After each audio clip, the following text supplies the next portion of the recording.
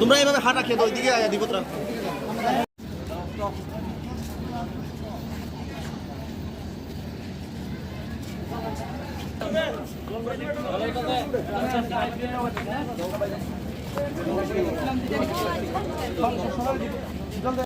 যে ট্রেনগুলো দাঁড়াইছে বা তারা জল বাক করে দিতে, কারণ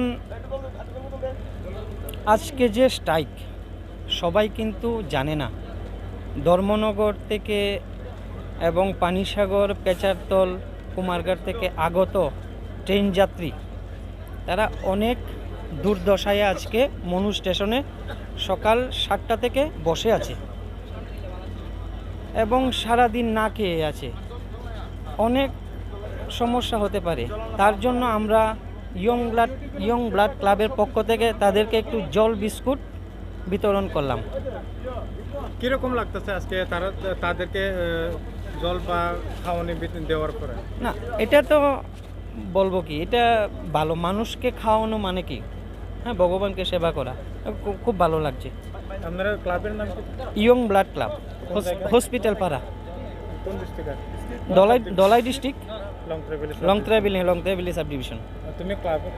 আমি ক্লাবের সদস্য। আপনার নাম? আমার নাম সুব্রত চক্রবর্তী। আপনারা কি উপলক্ষে আজকে জল বিতরণ করতেছেন? অ্যাকচুয়ালি আজকে যে বন্ধ, আমরা এই বিষয়টা সম্বন্ধে বন্ধে এটা আমরা জানি, কিন্তু ট্রেনগুলো যে দাঁড়ায় আছে, প্যাসেঞ্জার যে এত কষ্ট পাইতেছে, আমরা তো ওই জিনিসটা জানতাম না। তো এখন জানার পরে এখন আমরা এই সব কিছু নিয়ে আসলাম আর কি ক্লাবের তরফ থেকে, মনুঘাট ইয়ং ব্লাড ক্লাব।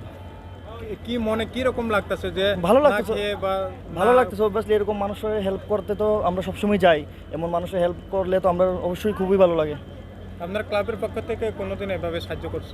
ক্লাবের পক্ষ থেকে আমরা এরকম এমন সিচুয়েশনে এই প্রথম, কিন্তু তাছাড়া আমরা নর্মালি অন্য সব সামাজিক কাজকর্ম আমরা কইরা যাই, যেমন বাজার পরিষ্কার থেকে শুরু করে রাস্তাঘাট পরিষ্কার করার থেকে শুরু করে পূজা উপলক্ষে গরিবরারে বস্ত্র বিতরণ, হসপিটালের মধ্যে মানে সাহায্যকরণ, হসপিটাল পরিষ্কারের মধ্যে আমরা কাজ করি।